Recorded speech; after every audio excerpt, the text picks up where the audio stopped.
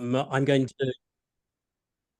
to introduce Professor Gurharpal Singh, who's going to speak first, and then Sonia will introduce Dr. Hussain and then Dr. Fatih afterwards, who will continue on this panel on minority languages in the UK. So Gurharpal Singh is Emeritus Professor, previously Dean of the Faculty of Arts of Humanities at the School of Oriental and African Studies at the University of London. He's a political scientist. His research is related to modern India and Pakistan. He's published widely on Sikhism, India diaspora, conflict in South Asia, both from a religious and an ethnic point of view, and management of religious diversity.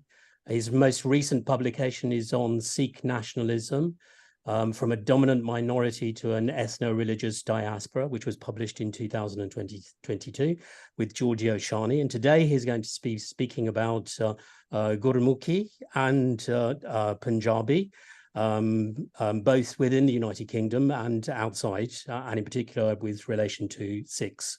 So without further ado, I'll hand over to Professor Singh, and we look very much forward to hearing what you have to say. Thank you. Thank you, Andrew, for that introduction. I had prepared quite a bit on Sikhs and Punjabi in India, but when I looked at your invitation again, I saw it was on the diaspora, so I've reduced that quite substantially, and I've decided to focus on Punjabi teaching and maintenance in the UK. So I hope that's okay, but I will mention a few things. Okay, so I just share my screen.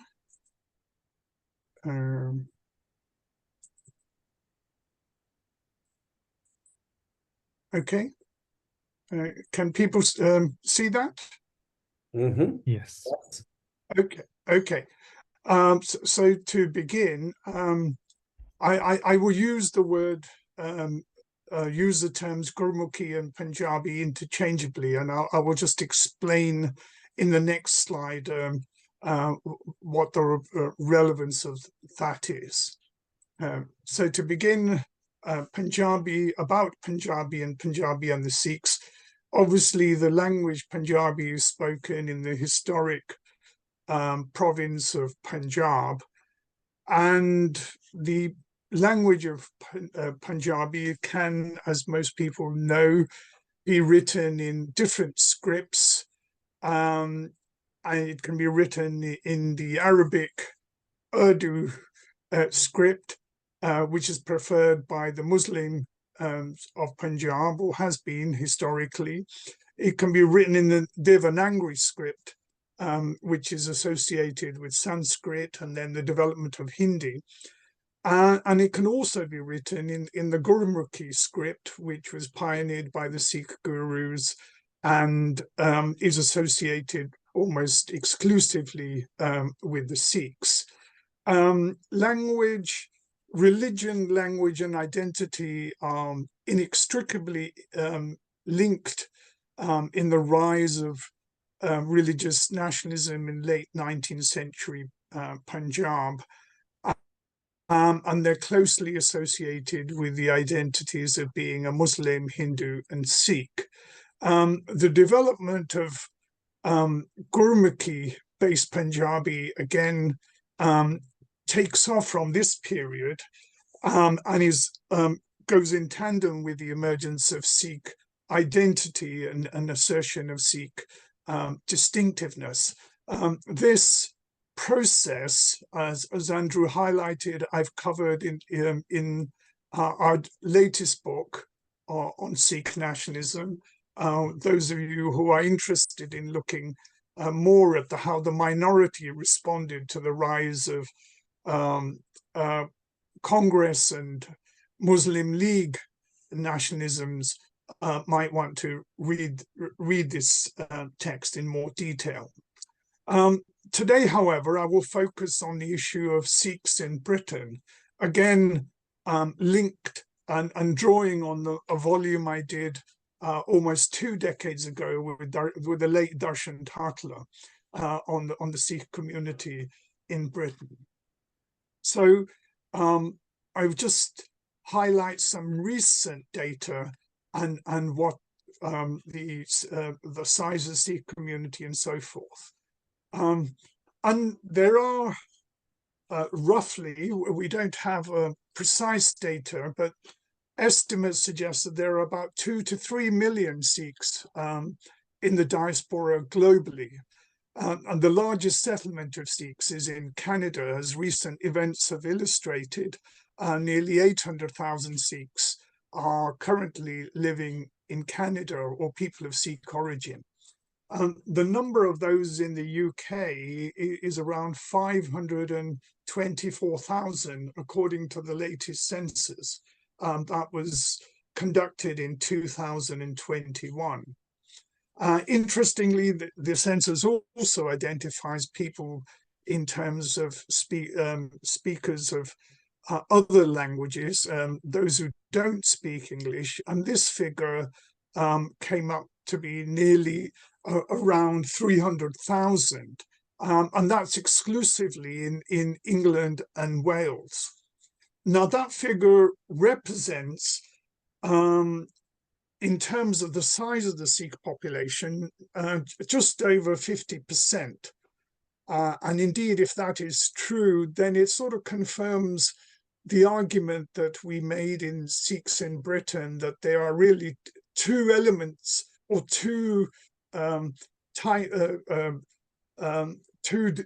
there's a division in the Sikh diaspora in Britain: those who are British-born, young, and well-educated, and those who are Indian-born and are essentially familiar with Punjabi and the Punjabi language, and do poorly in terms of social and economic indicators. However, I think in this figure, there are probably also small, if not a significant minority of Punjabi Hindus and Muslims who have also declared their language as Punjabi. One interesting fact is to note is that in the last census in 2011, Punjabi was the second main other language after English and Polish.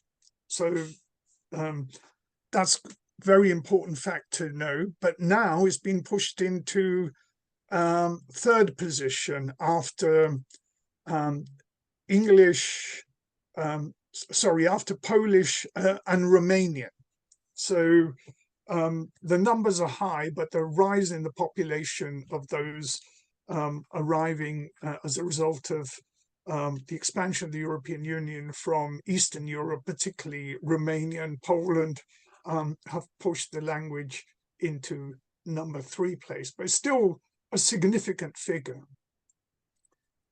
Now, how did the early settlers seek to encourage and develop the use of Punjabi language in the UK? As our book in Sikhs in Britain highlights, most of the settlers came after the Second World War, and in particular in the 1950s and 60s, when primary migration was allowed from the Indian subcontinent. Naturally, they were early migrants, but once they began to settle, they sought to encourage the development of Punjabi and the teaching of Punjabi. And this began initially with places of worship, the Gurdwaras, and the first school was founded in the Sylheti Gurdwara in 1965. And I also, as an 8-year-old, when I came from Punjab, remember going to the Gurdwara here in Leicester to learn Punjabi, which my parents wanted me to learn.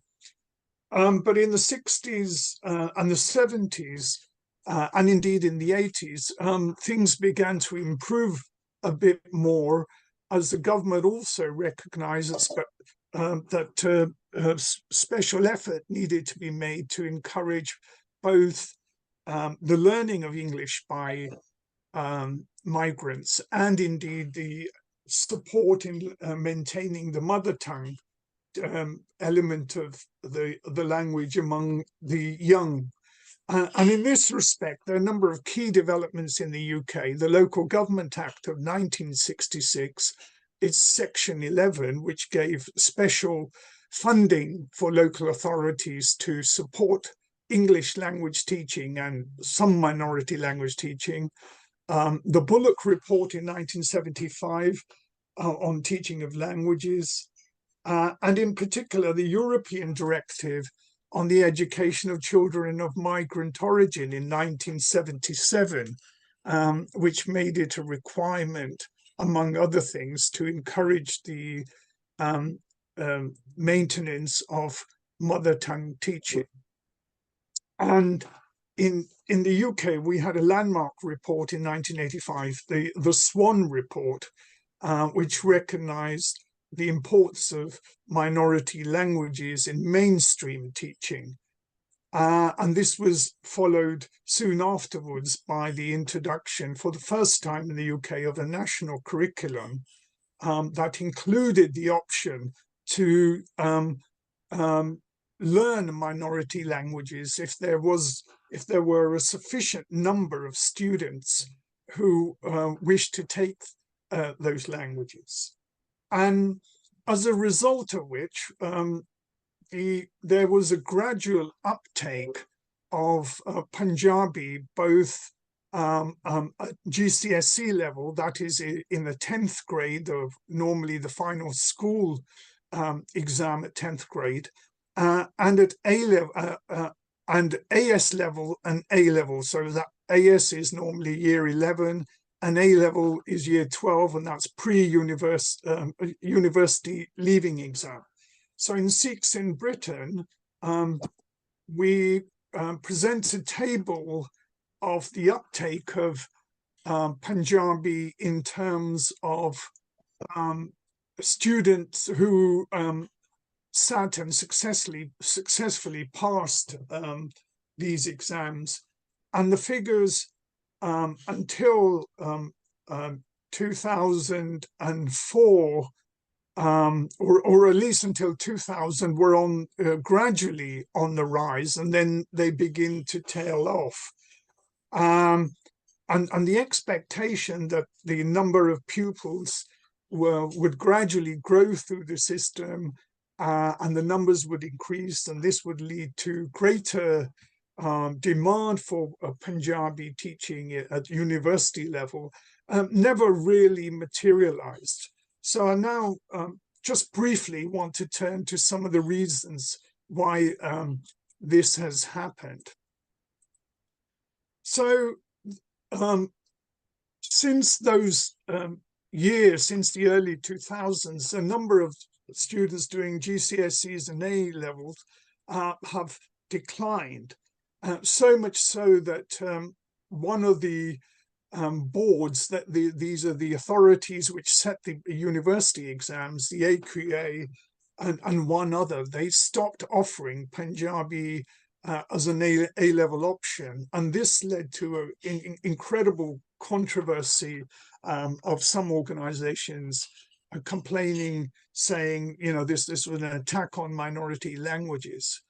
And however, you know, the decline in use or the demand for Punjabi teaching reflects a wider phenomena of the decline of languages generally.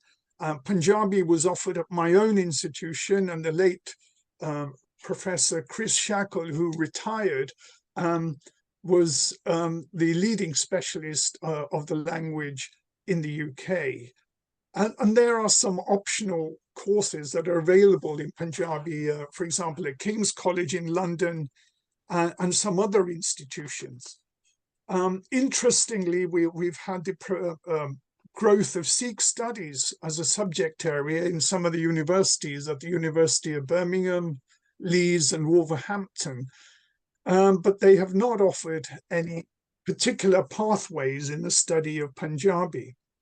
So the general situation vis-a-vis non-European languages is epitomized by the decline of language teaching at my own institution at SOAS, which sadly has been highly regrettable, but unfortunately inevitable given in the way language and language teaching is now accessed globally and at universities. So what are finally, before I summarize, what are the structures, contemporary structures, which support the teaching of Punjabi in the UK? Well, obviously, there are pressures from families for their children to learn the heritage about the language. We have 350 plus Gurdwaras in the UK, and some of them continue to offer Punjabi teaching, albeit at a very elementary level.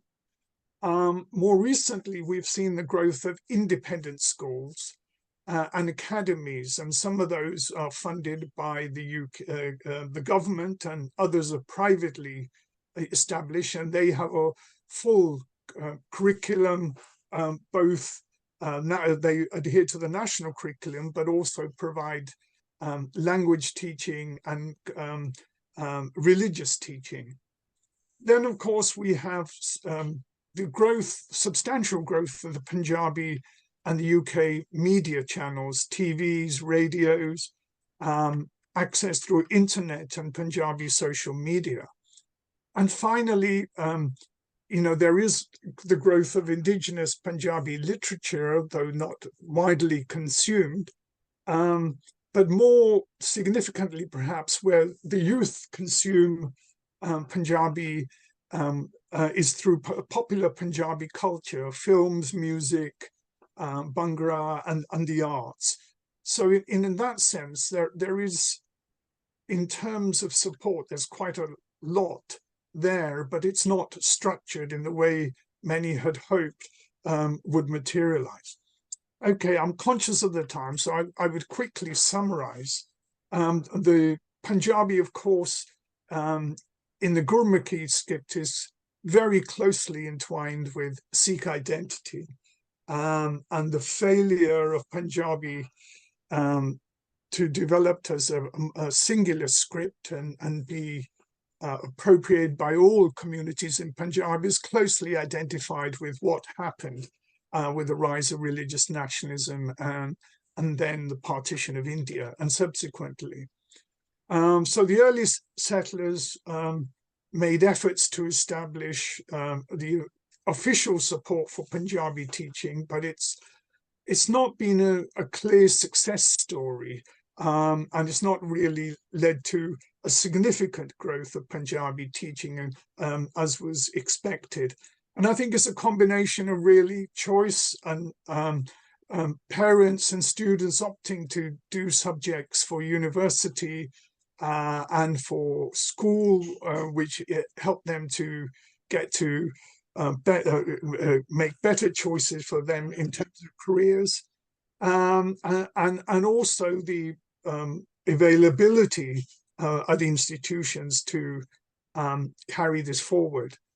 Sadly, the special support for minority languages is now almost at an end, and Brexit has more or less killed it off with a lack of enthusiasm within the government for multiculturalism generally, and the impact of neoliberal policies in higher education has really been evident in the decline of language teaching generally, and more specifically in the decline of Asian language teaching. So where are we at today? So to put it briefly, Punjabi has more or less assumed the position of a spoken language in the UK Sikh diaspora. If it's spoken and written, then it's clearly associated with the first generation who are aging and dying out, possibly some elements of the second generation. And the new arrivals, of whom there are quite a lot, and post 2001, and the religiously motivated. So Punjabi remains a language of the home and the private sphere, and it's not really taken off in the public sphere. Thank you. So, Gurharpal, thank you very much. That was wonderful. I'm sure it raised lots and lots of questions of that people will ask that we'll keep for the end of this panel, and we'll ask all together at the end once Dr. Hussain and Dr. Fatih have been able to speak. But thank you very much for your insight into that. It was great. Thank you very much. And I'll hand over to Sonia. Thank you, Andrew. So it is my pleasure to introduce our second speaker today, who is Dr. Delwar Hussain. He is a lecturer in social anthropology at the University of Edinburgh, and he did his PhD from the University of Cambridge. Boundaries Undermined: The Ruins of Progress on the Bangladesh-India Border by Hurst & Co. is his first book. And these days he's working on the intersection of fiction and academic writing. Today he'll talk to us about the Sylheti dialect, which is spoken by the majority of British Bangladeshis. So thank you for being here, and the virtual floor is now yours. Dr. Delwar Hussain, over to you. Thank you, Sonia, and thank you to the network for inviting me to speak to you today. Professor Singh has very nicely set up the terrain in which I too want to kind of talk about Sylheti. But from the offset, I'd like to say this language and linguistic history is not my expertise, but this invitation has forced me into thinking about something and possibly putting something together that that has been kind of floating around for a while, and so yeah, let's see how that transpires. The first thing I'd like to do is talk a little about the historical background to Sylheti and what it is, and then I'd like to talk about Sylheti in relation to London. And you'll notice lots of kind of similarities and threads and themes that Professor Singh has already raised. So Sylheti originates from the Sylhet region of what is today Bangladesh, in the northeast of the country, bordering the Indian states of Assam and Meghalaya. Sylheti is largely an oral language, but there is a script called Sylheti Nagri that for a brief moment was used to document Sylheti Muslim poetry. But as Bangla language became more standardized across the region over the course of the 19th and 20th centuries, Sylheti Nagri largely disappeared, being replaced by standardized Bangla, which came from West Bengal and Calcutta. And the language Sylheti became increasingly treated as a regional dialect as opposed to a language in its own right. At partition in 1947, India, as we know, was partitioned into India, West Pakistan and East Pakistan. East Pakistan, which will become Bangladesh in 1971, was effectively treated as a colonial outpost by West Pakistan. West Pakistan is today's Pakistan. In order to unify the disparate wings that Pakistan had inherited post-partition, the country's rulers tried to impose Urdu as the lingua franca of united Pakistan. You can see why this might be. The majority of people in West Pakistan spoke Urdu, along with the regional languages of Punjabi, Sindhi, Baluchi, Pashto, etc. And in East Pakistan they spoke Bangla and the so-called Bangla dialects. A unified language, the basic ability to communicate with one another, was necessary and crucial for this newly independent country. But like everything West Pakistan tried to implement, they did so in a colonial and authoritarian manner, and it was soon rejected by the people in East Pakistan. There were even suggestions that the Bangla script could be replaced by the Arabic script, as Urdu already was, or even the Roman script. Arabic as the state language of the whole of Pakistan was also proposed. So new laws and policies were brought in, banning Bangla on the state radio, for example, and from being spoken in parliament. This, along with all the other repressions and exploitation that the people of East Pakistan experienced, this sparked widespread protest amongst the people of East Pakistan. Facing rising sectarian tensions and mass discontent, the Pakistani government outlawed public meetings and rallies. When students at the University of Dhaka defied the law and organized a protest on the 21st of February 1952, several demonstrators were killed. The deaths provoked widespread civil unrest. After years of conflict, the Pakistani government finally relented and granted official status to the Bengali language in 1956. But by then it was already too late, and the language movement became the catalyst upon which the Bengali national identity galvanized. And in 1971, following a brutal war, Bangladesh became an independent country. Today, International Mother Tongue Day, an initiative of Bangladesh, is celebrated on the 21st of February each year to recognize the rights of people all over the world to speak their own languages. So, in amongst this nationalist background, historical background, what happened to Sylheti? Well, in the need to unify under the nationalist message, Sylheti was subsumed under Shuddha Bangla, formal Bangla, and this is largely where it continues to find itself. In Bangladesh today, Sylhetis use the Bangla script. In schools and universities and workplaces, formal Bangla is the medium of instruction. Outside, in homes, on the streets, informally, it is Sylheti that is used. So that's the first part of the talk. This is the second part. As we've just heard about Punjabi and Punjabi language and Punjabi people, Sylhetis too are a diasporic people.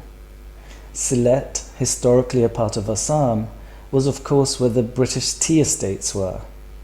During the British period, Sylheti men travelled to Calcutta, got jobs on the ships as Lascars, travelled the world and settled in East Asia, the east and west coast of America, but the largest population settled in and around the docks of East London.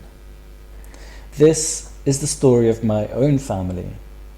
My grandfather was a Lascar who worked on the British merchant ship before settling first in Poplar in the 1950s, before the family moved to Spitalfields in the 1980s.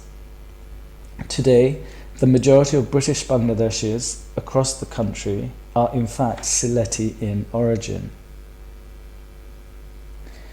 I grew up in the 1990s. Sylheti was something that we spoke in the family, in the local shops, between friends at school. Bangla itself was something we rarely ever heard, and if we did, we associated it with Bangladesh, and in particular with people from Dhaka, the capital city. We considered ourselves different to those from other parts of Bangladesh who also lived in London. It was not simply Sylheti language that united British Sylhetis. Yes, our families had originated from the same villages in Sylhet, but we were likely to have had a grandfather who too worked as a Lascar. Our mothers and fathers were likely to be working in the leather factories that dotted the East End, making jackets, skirts and trousers, and who had the same experiences of exploitation and marginalization. We were also on the whole Muslim, brown, and had food traditions that were similar. So Sylheti may have been a common language spoken by us, but there were other socio-economic factors too that united us. Bangladesh, for people of my generation, was near and it was far. Firstly, Bangladesh was an opaque entity. It was really Sylhet, and within that, a particular village that we heard our families talking about and referencing. I was 15 when I went for the first time. During this trip, I had the realization that the Sylheti I spoke with my family and friends back in London was really an archaic form of Sylheti that my parents had taught us, or our parents had taught us, that itself was something that people had once spoken in the 1950s and 60s. The Sylheti we heard being spoken in the villages and towns sounded modern to me, inflected by Bangla and English. There, it was a living, growing language, whereas in London, it had crystallized and was tinged in retro terms and words that found our extended families laughing at us and making fun of. So fast forward to today, my family have 5 generations of roots in London. What has happened to Sylheti amongst the generations that have preceded mine? Whereas my siblings made a concerted effort to teach them and speak with them in Sylheti, the Sylheti life wells my nieces and nephews have experienced has shrunk. In effect, they simply and often reluctantly speak Sylheti with their grandmother, my mother. They speak English with their parents and siblings at home and outside. There really is no Sylheti milieu left. Some of their children, in fact, speak no Sylheti at all. I would suggest this is the reality for most British Sylhetis who trace a similar kinship heritage to mine. So, I'm happy to pick up on some of these points that I've been talking about, but to end, I want to pick up on what has happened to Sylheti in London and across the UK, and end there. So, firstly, over the last 10 years or so, and in particular in the shadow of Brexit, the UK received a large number of migrants from Spain, France and Italy who were first-generation migrants from Bangladesh and their families. There were Sylhetis amongst them, but the majority of them were in fact from Dhaka, Chittagong and other parts of Bangladesh and other Bangla language speakers. They speak a range of different Bangla dialects and languages that are similar to Sylheti but fundamentally different. Though Bangladesh may be a common unifier of these identities and these groups of people, they could not be more different to British Sylhetis. In fact, I would say for British Sylhetis, and it is possibly not so hard to imagine why this might be, but they have more in common with their Somali British or Caribbean British neighbours than they do with these new migrants. And secondly, educated second, third generation Sylheti origin people who have become middle class have rediscovered Sylheti Nagri, the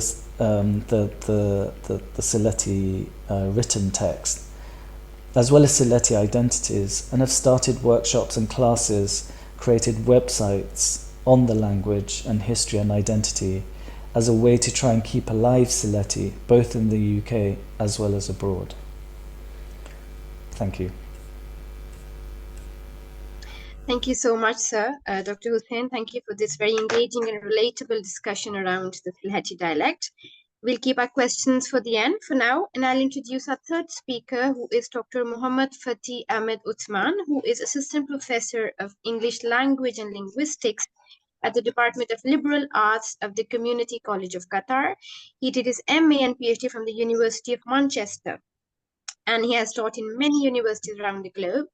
His research interests are social linguistics, language attitudes, language choice, language maintenance and shift, language contact by and multilingualism, code switching, and language policy and planning.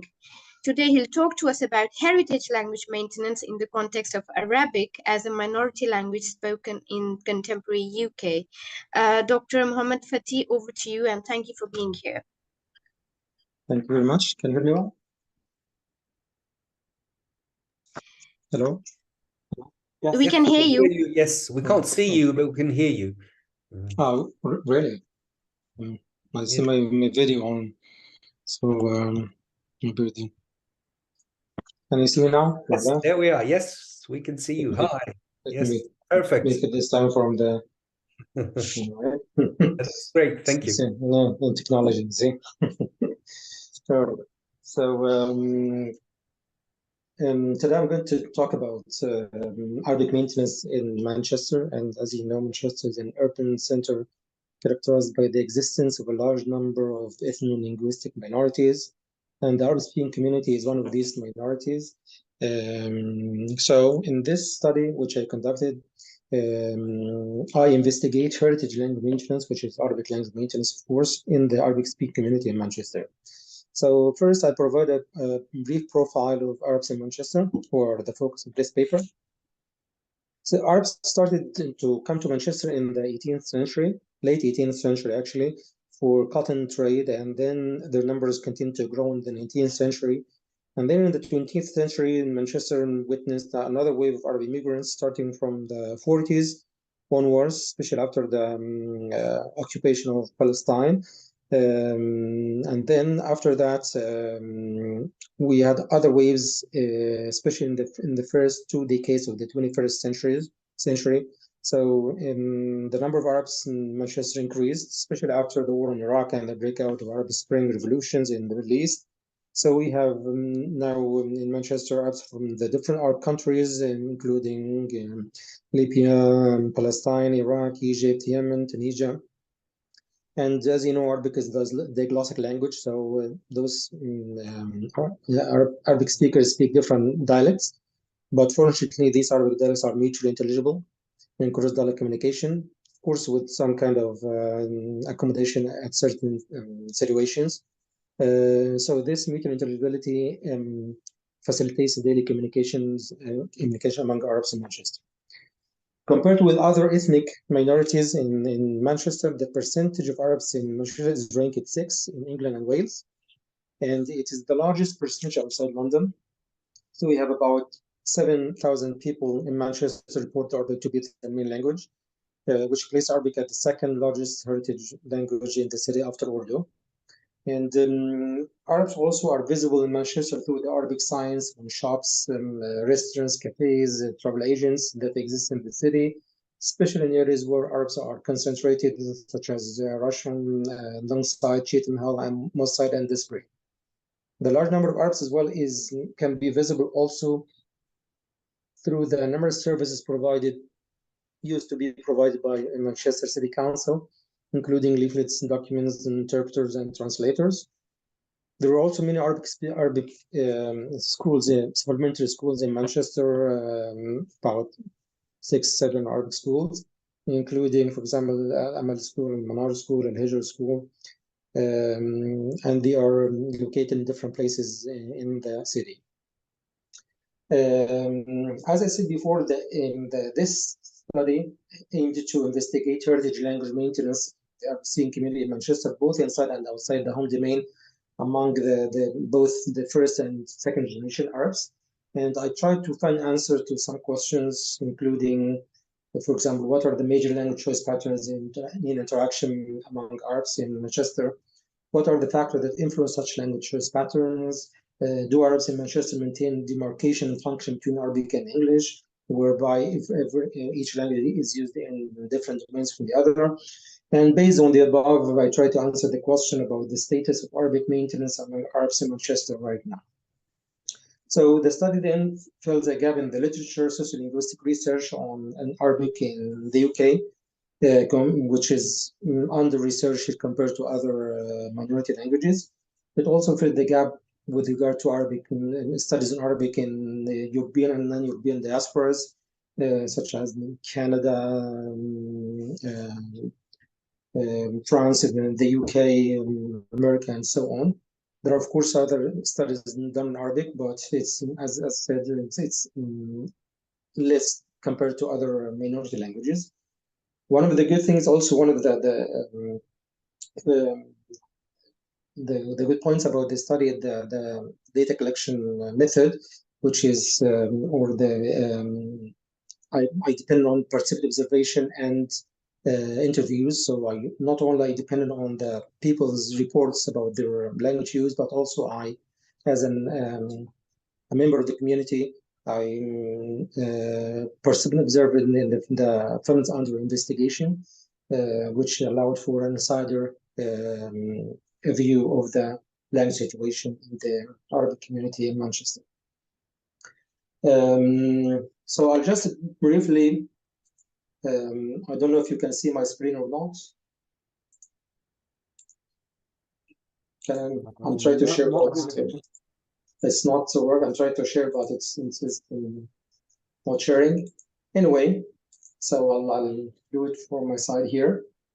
So as the study, as I said, it investigates Arabic language maintenance in the city. So I needed to investigate language use patterns among the first and second generation Arabs, because as scholars indicate, the functionality or choice of the native language interaction is one of the important indicators of language maintenance, as scholars indicate. So in much of the sociolinguistic research on Arabic maintenance, the Fishman's concept of domains of language use has been used, and in the present study as well, the domains are used, but I included them under parameters of language choice. So, for example, I had these categories: consistent Arabic, mostly Arabic, mostly English, and consistent English. And subdivide under these categories are the settings or domains in which such patterns are attested. As for the sampling, I had 17 families who are all of my direct acquaintances, representing the two generations, first and second generation. And then four criteria actually were utilized in selecting the participants. So first, they should have families, spouse and children who are at least 3 years old. Second, both parents had to be Arabs. Third, since Arabs in Manchester origin from a variety of Arab countries, the participants had to be as much representative as possible of the diverse Arab countries. And fourth, the families had to be living in Manchester permanently. Based on this, I decided to use a triangulation in my method. So the study is informed by the qualitative research paradigm, blending my own, the researcher's own reports and observation of the social world, and people's own reports on the sociolinguistic reality prevailing in the community. So I used two techniques that were used actually in this: long-term participant observation, and of course in a number of situation contexts, and semi-structured sociolinguistic interviews. So all the participants were thoroughly participant observed to explore their language choice patterns in the different settings, whether in the home setting or the community setting, gathering trips, religious and social celebrations, and so on, which allows, as I said before, the researcher to document language in naturally occurring context. Then formal recorded interviews and informal interviews have been carried out with the fathers in all the families and with the children who are 18 years old and above. The rest of the children and mothers have been interviewed informally, given the conserved nature of the Arab families. And the questionnaire used in the interviews focused on language choice in the different domains like the home, friendship, religious domain, and so on. So generally, the findings indicate that Arabic is consistently used in 5 settings: when parents interact with each other, when parents interact with their children, when children interact with their parents, and when children interact with the first generation Arabs, when children interact with non-English speaking Arab peers, and when the parents interact with Arab contexts. And this is straightforward. But I have some variation when it comes to the category, mostly Arabic, mostly English, and consistently English.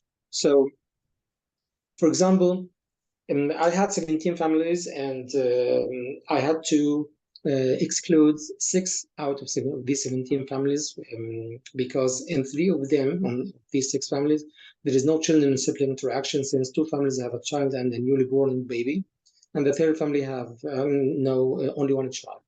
In the other families, although there is children and sibling interaction, in one of the family, children have no ability in English and they have not gone to school yet. So in the other 2, children have low ability in English and they have not been for long in the English schools. Hence, the 3 families children interact in Arabic with each other. So excluding these 6 families, I'm left with 11 families who have Arabic English speaking children where there is children and sibling interaction. So in 5 of these families, children interact with each other in Arabic more than English, right? And of course, I have also documented some of the observation data, what I witnessed. And in 3 children in 3 families also interact mostly in Arabic when interacting with Arabic English-speaking children, friends, which is a bit, an exception because most children usually speak in English, but those 3 children speak in Arabic with Arabic English-speaking friends, and they say that they like to speak in Arabic, things like that. And I'll come to this again.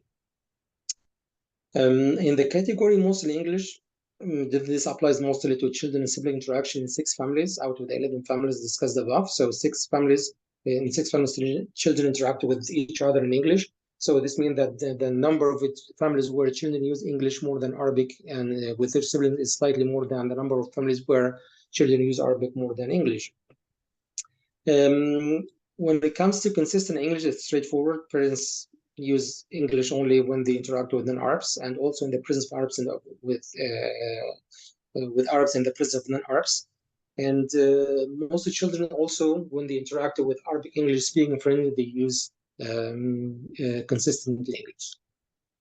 So to come to the research questions I raised at the beginning, so about the motivation or the factors influencing such language choice patterns for the parents and children generation. So the data showed that parents, sorry for this, the data showed that parents are motivated to use English when they are in intergroup context, also in complex sociolinguistic contexts where several participants from different linguistic backgrounds are present. The host language is used. On the other hand, parents use Arabic in home interaction, whether with each other or with children. The motivation for parents' use of Arabic at home is twofold. So first, parents are keen on using their native language at home in order to pass it on to their children. And they give some comments like, children speak enough English in English school, they should speak enough Arabic as well. And this can be done at home only. Also, some of them said that English is completely forbidden at home. That's our language. I want my children to acquire it. So these are some of their comments. The second trigger is that all parents came to Manchester as adults. Therefore, they feel more comfortable and more confident speaking Arabic than English. And the parents' better ability in Arabic than English accounts also for their use of Arabic with Arab friends and contexts. However, this can also be attributed to the parents' constant attitudes toward their native language. Actually, all the parents talk about how they love Arabic, and they even consider it more beautiful than English. So there is kind of connection between Arabic and identity here. As for children's motivations for language choice, so it's varied actually.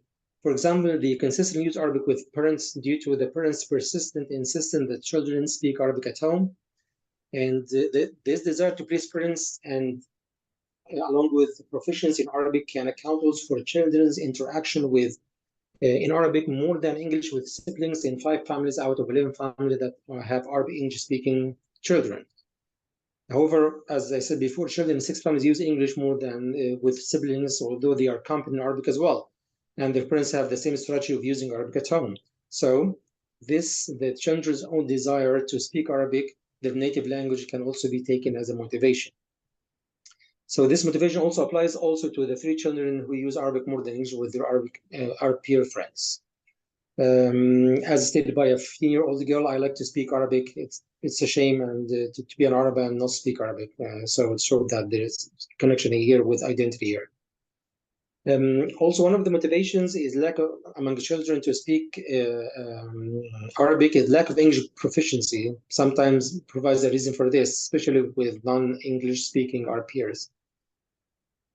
As for English, the motivation for children interaction in English with their Arab friends and siblings, that this is a school-like situation. So they spend most of the day at the English school interacting with their peers in English only. So hence they associate being with peers with the use of English with whether those peers are their siblings or friends from outside of the family. So it's clear from the above that there is a relationship between language choice on the one hand and the domain of interaction and the type of addressees within the domain on the other hand. For instance, being in the home domain triggers the use of Arabic as the language of interaction. Also within the home domain, children form a very important trigger for parents to use Arabic and vice versa. When children interact with one another, however, English is used also, and maybe even more than Arabic in some families. So we have a role for, sometimes, so we have role relation playing a role here in language choice. So generally, then it can be said that the home domain with most of its components and members is trigger for using Arabic, which indicates that Arabic is functional, which is an important indicator for Arabic maintenance. And as scholars indicate, repeatedly highlight that actually the home domain is crucial for ethnic language preservation.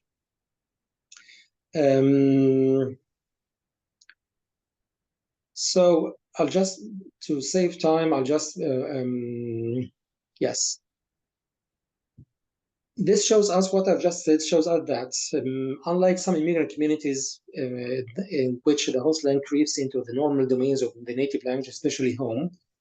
For example, we conducted a study on the Chinese community in Newcastle. So this was the case. In the present study, although parents vary with regard to their education, occupation, and period of stay in the UK, they maintain clear demarcation and function between Arabic and English in the various domains of language use, whereby English is used for intergroup communication, like, for example, workplace, and Arabic for intragroup communication, for example, ethnic friends and family.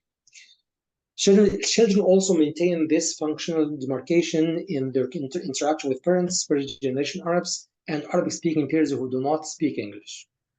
And the functional compartmentalization in language choice is important for language maintenance, since it helps sustain a communicative function for ethnic language vis-a-vis the dominant language. This communicative function, as we said before, it is the main factor for language maintenance. And one important thing here is that the functionality of Arabic exceeds the intra-group settings in Manchester to the homeland through the advancing communication technology and transportation, which makes the participant families able to visit the homeland and to maintain contact with the homeland through the internet, the phone, and so on. So they need the Arabic when they go to the homeland. And this shows us that the social networks in the homeland are very important for Arabic maintenance in the participant families. To conclude, the language choice patterns reveal some factors that are highly significant for Arabic maintenance in Manchester. First, the functionality of Arabic in daily interaction in the participant families. And in this respect, parents maintain clear separation and function between the two languages, whereby Arabic is reserved for family and intra-group communication, and English for the intergroup one. And this protects traditional domains of native language, especially home.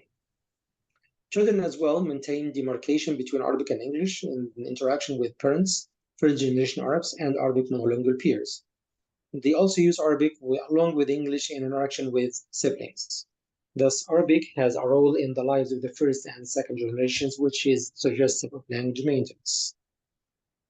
Despite the functionality of Arabic which I explained, the differences in the motivations of both generations to use Arabic in their interactions may raise some concerns about the future of Arabic in the third generation when the second generation gets married and have children.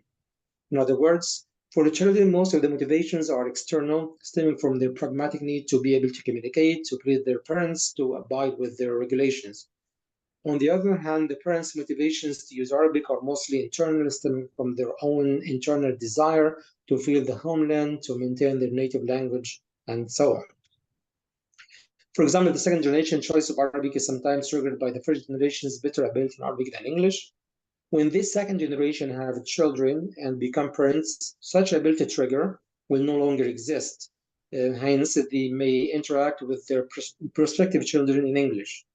Thus, unless the second generation have the motivation, like the first generation, to maintain their native language, there might be less chance of Arabic maintenance in the third generation, and Arabic language may follow the typical three-generation language shift pattern referred to by scholars. Thank you. Any questions? Thank you very much, Dr. Mohammed, for this very interesting and insightful discussion on heritage language maintenance. And listening to our three speakers, I think we have been able to identify some underlying and common themes around diasporic identities and functional demarcation, as you mentioned, in the use of minority languages. So if Mr. Latour, if you're okay, can we just open the floor to questions now? Of course, and Romain, I'm sure, is also also agrees to that. So yeah, I have plenty of questions myself, but yeah, I have questions myself too, but we'll let the. I think David Bousquet has his hand up to start with, perhaps.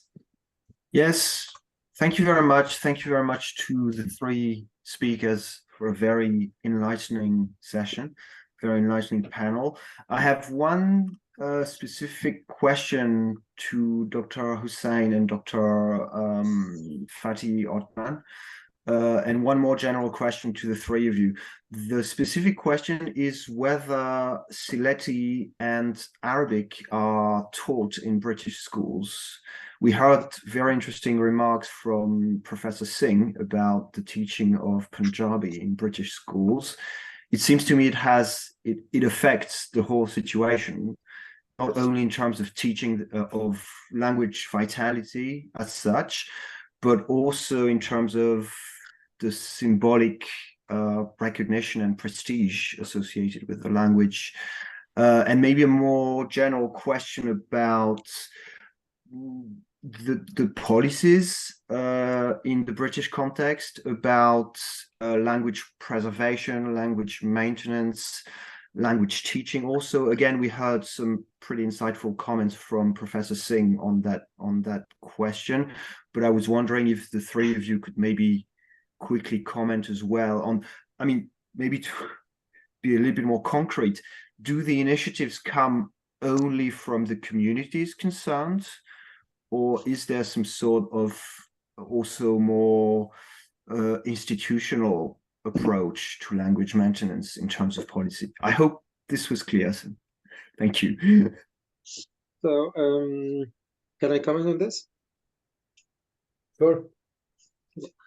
So as for Arabic, it's as I said, there are Arabic supplementary schools, and the mission of teaching Arabic is delegated largely to these Arabic supplementary schools. There is an option in some secondary schools in Manchester for a choice for children to choose Arabic to study at GCSE. So they can choose it, but this is if this is acceptable only if there is enough staff to do it, and if there is enough students. So it differs from one school to another. Some schools, some high schools like Manchester Academy, for example, and Sylheti School, Levenshulme School, they teach Arabic in GCSE for children, for students, but largely, and the mission of Arabic teaching is delegated to the Arabic, unfortunately, to Arabic supplementary schools only. Okay, thank you. Sonia, any more questions? Anyone? Sorry. Yes. Can I respond? Of course. Also? Go ahead, Dr. Yeah. Professor Singh, sorry. Yeah. I think that the question is essentially around, what is the level of official support? And my understanding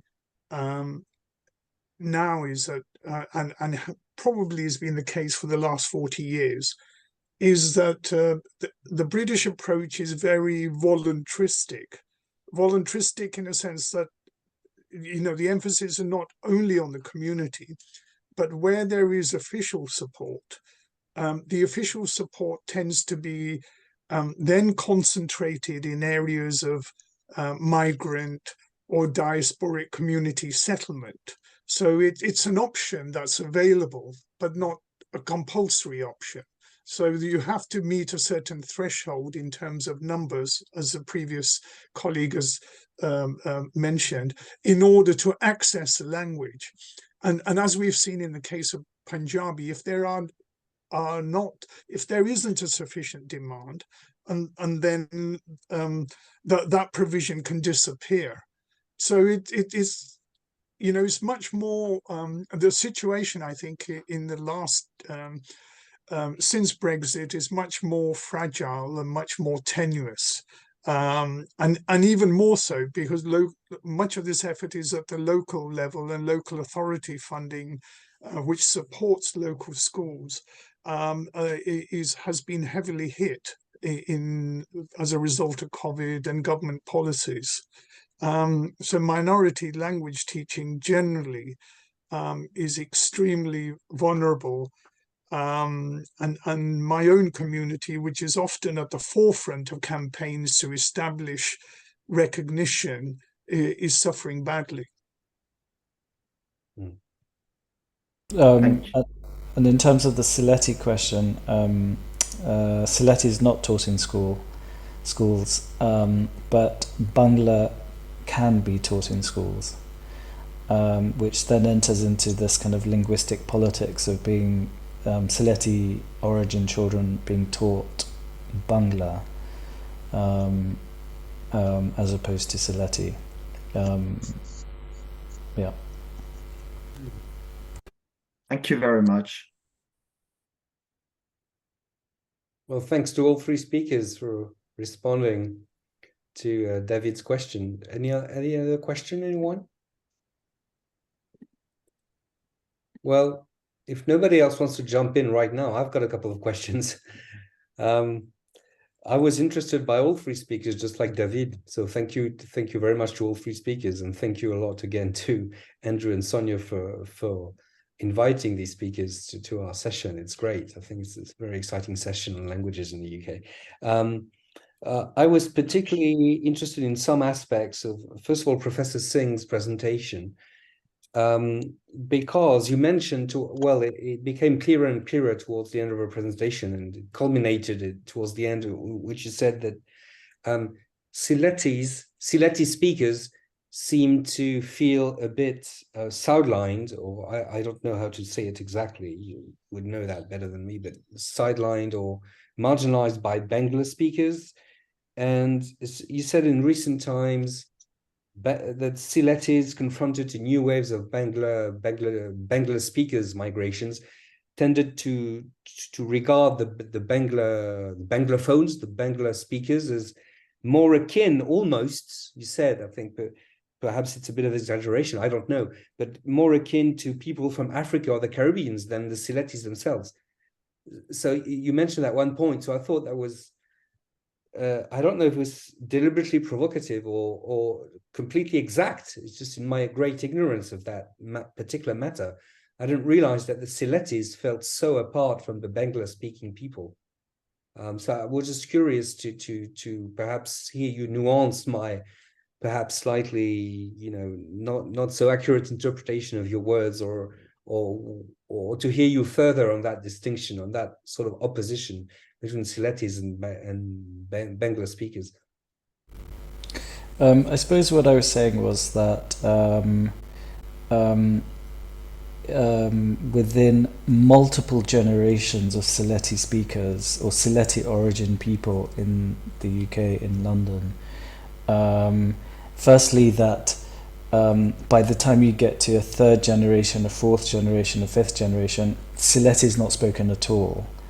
So that's the first thing. Sylheti isn't taught, it's not spoken in the home, it's not spoken in the public realm. And then secondly, that in effect, by the time you get to those generations of people, young people, they are going to have more in common with non-Sylheti, non-Bengali, British people, and whether that's their Somali origin or white English or Scottish, they're going to have more in common with those people than they are going to have with Italian, French, Spanish immigrants of Bangladeshi origin. And so that commonality is a linguistic issue, because the French, Italian, Spanish migrants speak those languages, plus they speak Bangla. But also, as I was kind of trying to draw out, that a community is not just a linguistic one. It is food, it is history, it is migration, it is work, it is the neighborhoods in which people have grown up in. It's about roots to particular neighborhoods. And as a result, I think British Sylhetis have, as I say, I don't think I was being provocative at all. I think I was just being an anthropologist, just charting what has happened to a community that I'm in fact also connected to and a product of. Sure, that makes sense. Thank you. I thought it was very, very interesting, very insightful, and very interesting information about contemporary UK diaspora populations that I wasn't necessarily aware of. So thank you. If I may just abuse my time, I have also a question for Professor Singh on Punjabi. I was very interested in one aspect of your talk, which was that the teaching of Punjabi seems to have declined in the UK, and you've been suggesting a couple of possible explanatory factors for that, which was perhaps the declining enthusiasm on the part of government authorities for multiculturalism, Brexit, also neoliberal policies, austerity measures. But at the same time, you did mention that despite that, there were, well, in parallel to that, there were, apparently, if I understood correctly, there were pretty prosperous programs in Sikh studies in pretty prestigious places like the University of Birmingham or the University of Leeds. So it seems to be a quite paradoxical situation, which it seems at least sustainable or even increasing interest in Punjabi studies in British academia, and at the same time a decline in the interest of the language. So what do you make of that? How would you expand on that? What I understood as a paradox, anyway.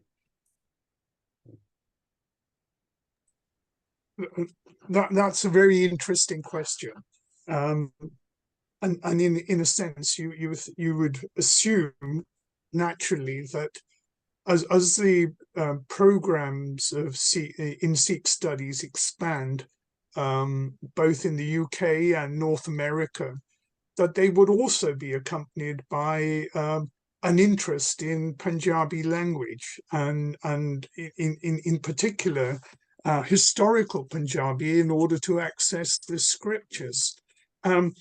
But actually the opposite has happened as language teaching has collapsed generally.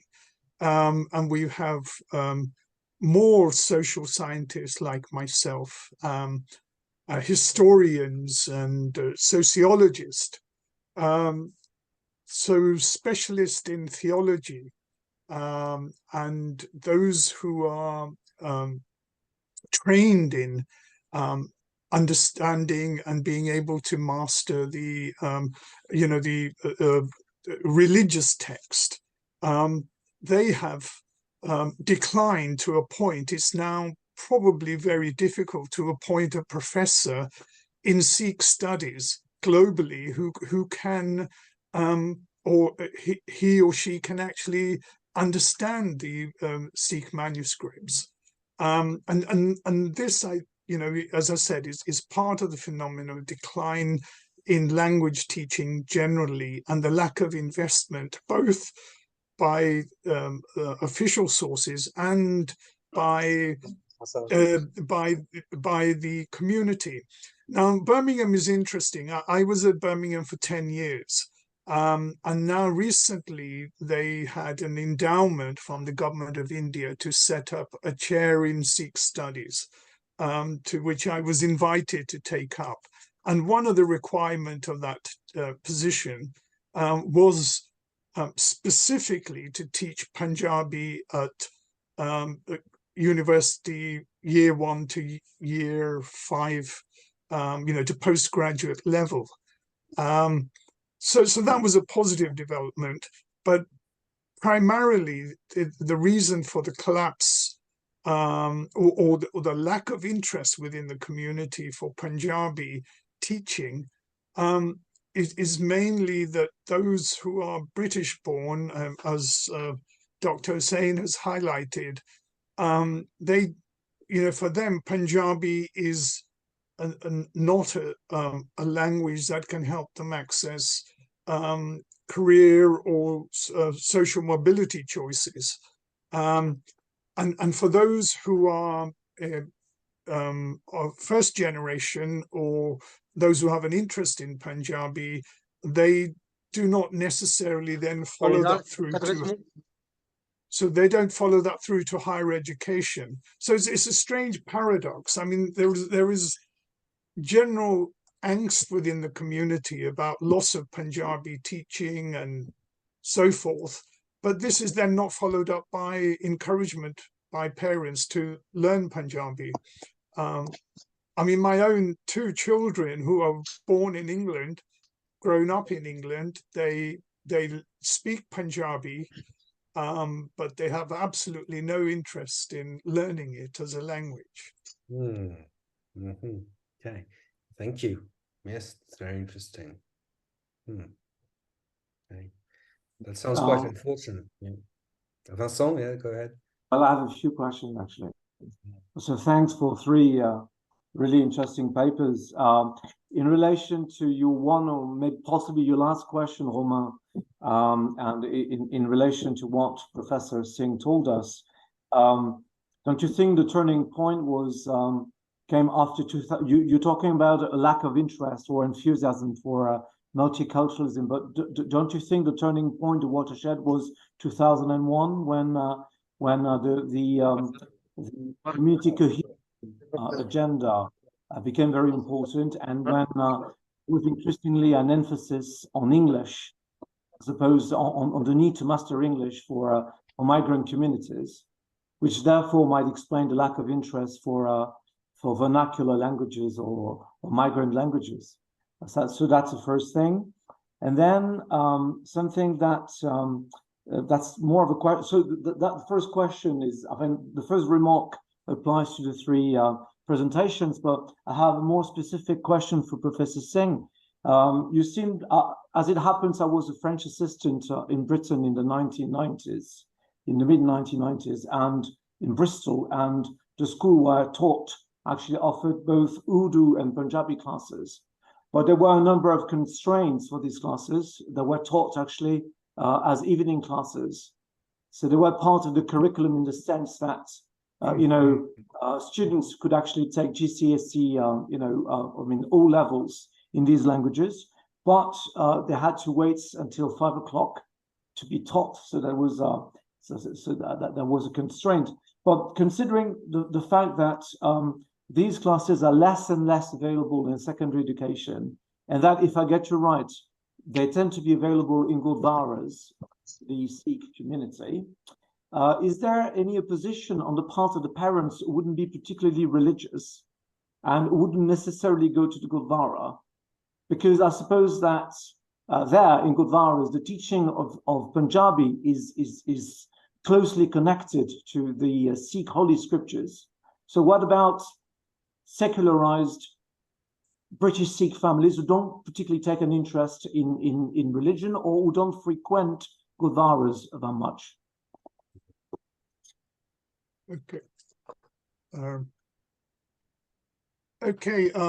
Regarding your first point about 2001 and community cohesion, you're right in a sense that there was a tremendous backlash after 9/11, and it also was followed through by such public policies as Prevent.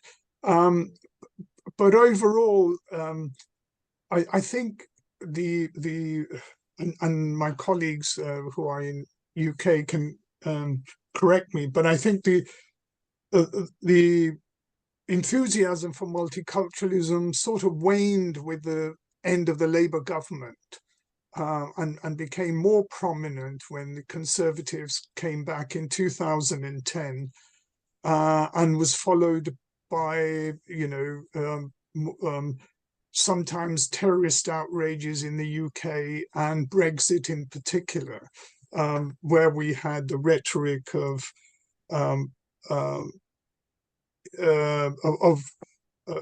English nationalism becoming the dominant narrative, particularly under Prime Minister Johnson. But where one can time the decline of public support for multiculturalism is debatable. I mean, at one level, England, UK is not like Canada. It doesn't have a legal commitment to multiculturalism. That which goes in the name of multiculturalism, multicultural policies, is a range of pieces of legislation and public affirmation, which can, in extremis, can be easily reversed. So, you know, that's a debate that one can have. On the second point, you're absolutely correct. Even as I, try to emphasize, but I didn't make clear, even where the provision is available, then there are constraints. As you said rightly, about evening classes, the availability of teachers and so forth. And where the provision is provided by the community, as in Gurdwaras, that often tends to be rudimentary or not very challenging, and limited to primary school children. There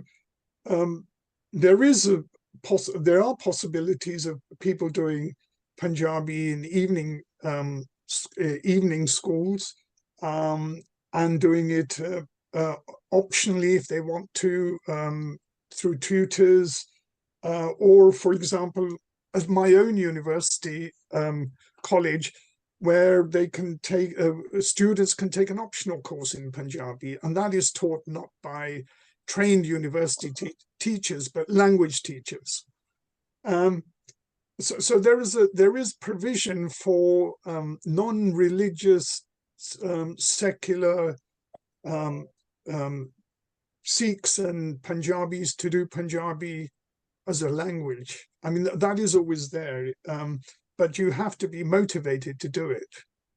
It's easier to do a language where there is, where there is support and others are doing it, especially if the constituent group are young people.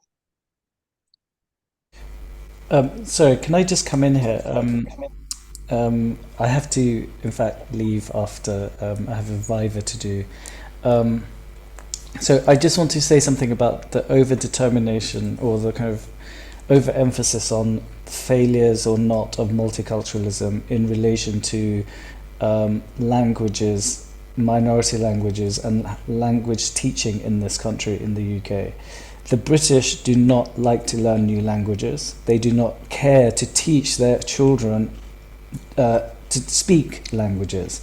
And whether that is, in our case, the cases that we've been discussing, Sylheti, Bangla, Punjabi, Gurmukhi or Arabic, or its European languages, at the heart of the issue here is that the Brits expect everybody to speak English, and that's at the basic point.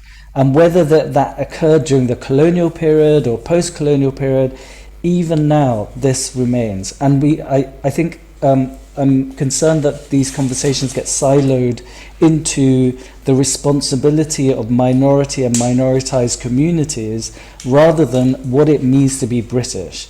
Now, I'm an anthropologist, and one would assume that in a British anthropology department, I'm now in Scotland, in Edinburgh, but when I was in Cambridge as well, there are no communications between anthropology departments and the linguistic departments. If somebody wanted to do a PhD or a master's or even a kind of joint program between anthropology and a language, it's almost as though they're rewriting the rules of education. It's the most hardest thing to do. And there are some co-degrees between anthropology and other languages, but there's only a kind of, there's very minimal uptake on these courses. So I think at the heart of it, it is not, the focus should not necessarily be on the failures or the successes of multiculturalism and at what point that occurs. It is actually what it means to be British. And to be British means to speak English and to impose English. The fact that there are, and Professor Singh kind of discussed this, there was a point in which other languages were able to be taught within secondary schools, and Bangla was one of them. These are exceptional moments. To even get to be able to send your children to schools where they speak, where they teach French or German. I don't think anyone even teaches German in British schools anymore. It's mostly French and Spanish, and there's always some kind of rumor that they're going to teach Chinese or Mandarin at some point, you know, because that's the direction in which world politics and economics is headed. But these are just rumors. That there's no actual actioning of any of it. So I think we can't actually focus on where is the problem, where is the kind of lack of interest of teaching languages and learning languages, as though these are minoritized community issues. This is a larger, we need to kind of pull that away from that silo and move it back into the center. On this note, I think I'm going to have to go. But thank you very much for inviting me. Thank you so much. That was great. Thank you for your remarks. Very okay. much. Oops. Thanks. Bye-bye. Bye for now. Thank you. I'd like to ask a question. It's for Dr. Mohammed, if he's still here. Yeah. So my question is, which Arabic language or dialect is most spoken in Manchester? And the second part of my question, do you think that Quranic classes and mosques are contributing to the survival or passing on of Arabic language? So, as I said, we have Arabs from different Arab countries in Manchester. Mostly the biggest population is from Iraq, Palestine, and Libya. So these are the bigger than other Arabs from other countries. So, but as I said, the thing is that the dialects are mutually intelligible, especially when it comes to dialects like they are the Egyptian dialects, the most widely spoken and understood. The Levantine dialect as well as understood, the Gulf ones. So all are represented in Manchester, but the majority of Arab immigrants in Manchester come from Iraq, Palestine, and Libya. Regarding the second question about the Quranic classes, yes, of course. One of the basic motives for parents to maintain Arabic is to keep this link between the children and the Islamic religion. As you know, Arabic is key in Islamic religion because the Quran is in Arabic. Although the Quran is in classical Arabic, which is not, you know, when I say diagnostic language like Arabic is the best example of diagnostic Arabic. So we have local dialects, local vernaculars that we speak in the streets with each other. But when it comes to standard Arabic, we use it at schools. We learn it at schools. We use it in political speeches, in more formal settings like religious speeches at mosque and so on. So although we don't speak standard Arabic or classical Arabic in daily interaction, but the connection with Islam and the Quran motivates parents to maintain Arabic among the children, and also it benefits the children at least at the level of phonology. So they know how to pronounce the sound that are unique to Arabic, like the ayn, the ghain, the dad, and these sounds. But yeah, as I said, yeah, it helps a lot, but not, as I said, not directly. Thank you, Dr. Mohammed. Thank you so much. Anyone else with a question, maybe? Yeah, I have a question. So it was coming back to Professor Singh. So you mentioned at the very beginning, you alluded to the fact that the recent events in Canada, and you're saying that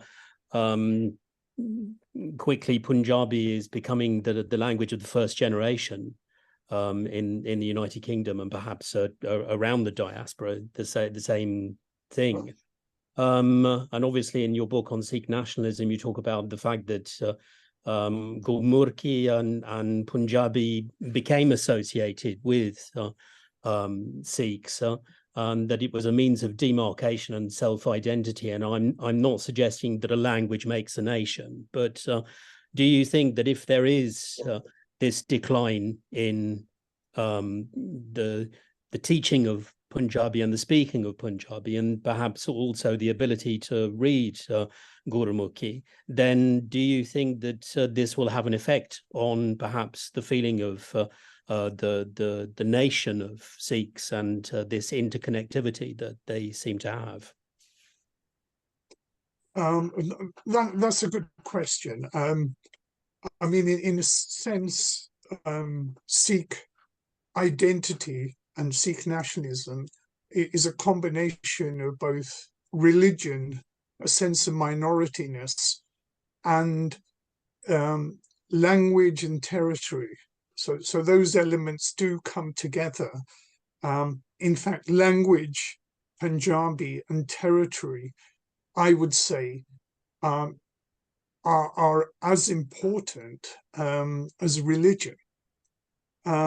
The decline that we're seeing in the use of Punjabi in the diaspora is in the UK, I think, is probably not reflected in Canada, because the migration in Canada is significantly recent. Mostly, I was doing some work some time back, and I think over 50% of the migrants in Canada, who make up nearly 800,000, have arrived after 2001.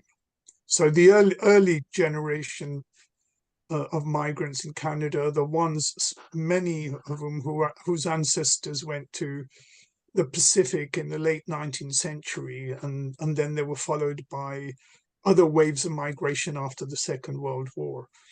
But the thing, the point you make, I think, will not hold, because in Punjabi is the official language of the state. So there is still significant attachment to Punjabi in the homeland province, where the Sikhs are a majority, and it's taught in schools, and it's officially a state language. So that's the difference. The level of support that there is for Punjabi in the UK is perhaps not as significant as in Canada. And I think UK is probably witnessing a bit of a trauma as a result of the Khalistan movement in the 1980s and the events that have happened recently. I think Punjabi will pick up, because the figures that I mentioned, the number of people who speak Punjabi, at least at a spoken level, and use it as second language, has increased. I haven't disaggregated those figures or done the same work as I did with Darshan Takla in our book on Sikhs in Britain, to look more closely at the demographics of the Sikh community under the 2021 census, to see how many of them are recent arrivals, and there have been a lot of recent arrivals, and they have the potential to change the demographics. So I think that it's not a secular trend. That in one way, we thought that might be the case in 2001, that the British Sikhs were losing their Sikhness and Punjabi. They were becoming more British, English or British, and that they would then differentiate themselves from the the first and second generation who tended to be born in Punjab or in East Africa or wherever. So I don't think it's a linear trend that is leading to a loss of identity. And the interesting thing, as if you read, as you say, or you read in Sikh nationalism, is that Sikh nationalism can be, accentuated, or an attachment to the community and identity can be accentuated by a critical event, or even an incident like the killing of a Sikh activist in Canada, who may or may not have been involved in terrorist activity.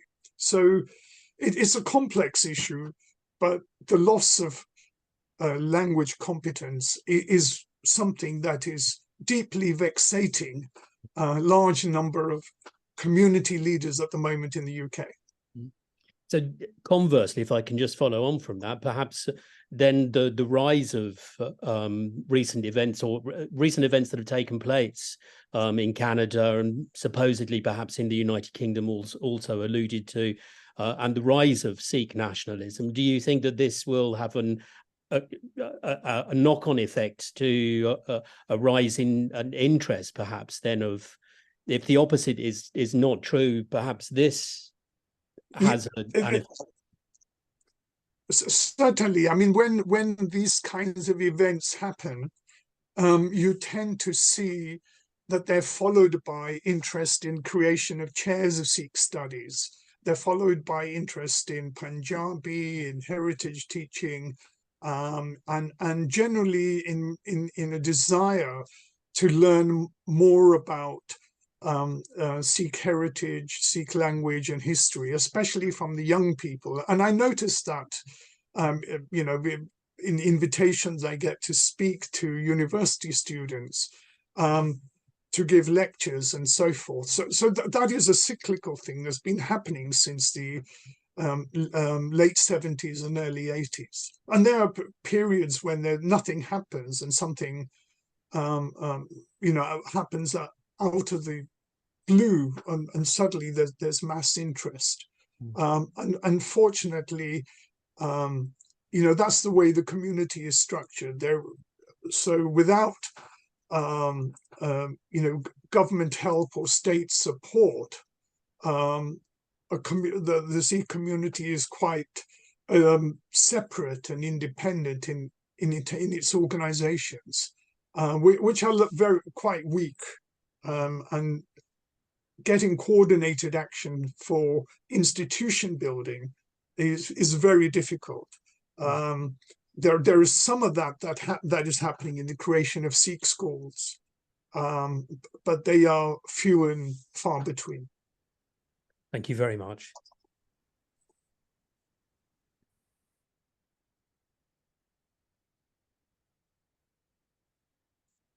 Maybe I had one last tiny, very short question. It was about the Sikh studies programs, which you mentioned, Professor Singh.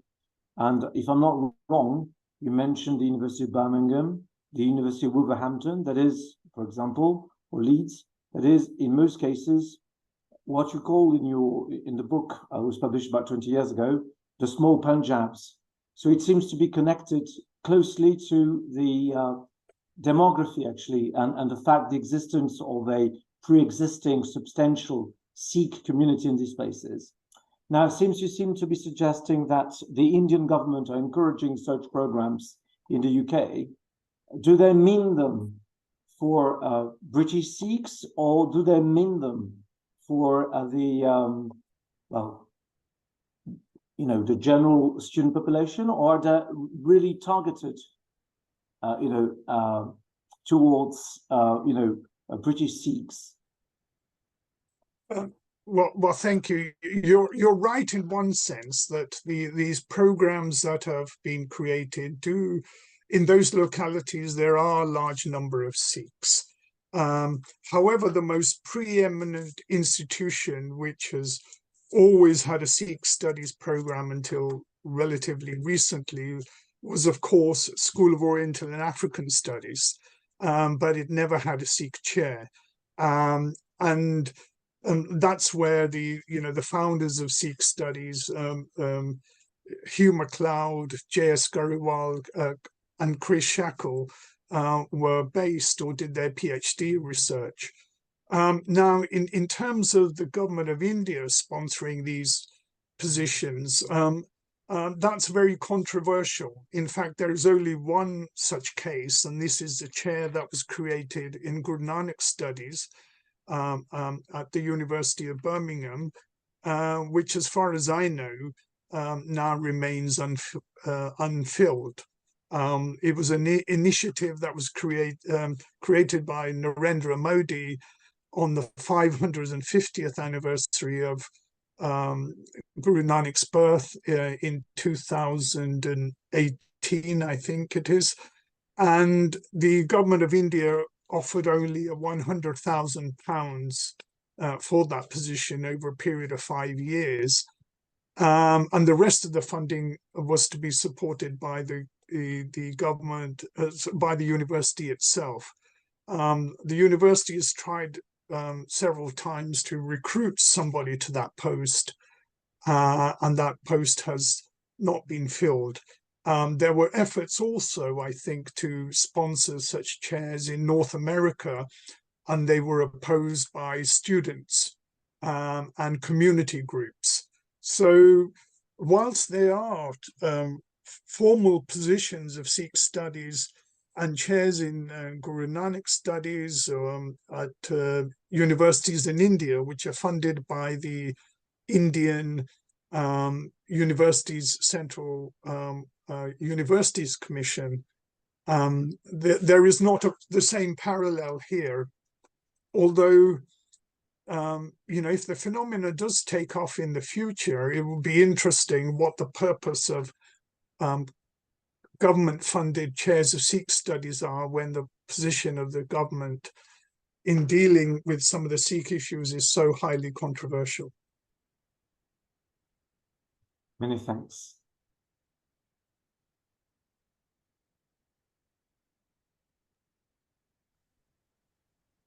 That seems like a reasonably good point to sort of end things. Andrew, unless you have any, or Sonia, unless you have any last sort of comments or very much. To everyone. Well, thank you to everyone for your participation and audience members as well. It was a very interesting talk, which of course has been recorded and will be put on the on our website in the next few days. So obviously, if you know anyone who would have liked to see this and wasn't able to watch, obviously you can send them to our website and they'll be able to see that recording there as well. Just perhaps our next session, which is on Monday, the 11th of December. So in about a month, at the same time, 2 p.m. French time, and we'll be listening to Dr. Parveen Akhtar from Aston University in Birmingham, and she will be talking about the politics of ethnic minorities in the United Kingdom.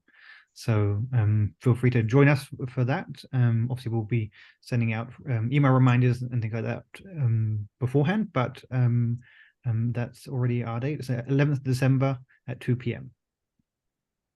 And thank you to our distinguished speakers today. Thank you so much for being here.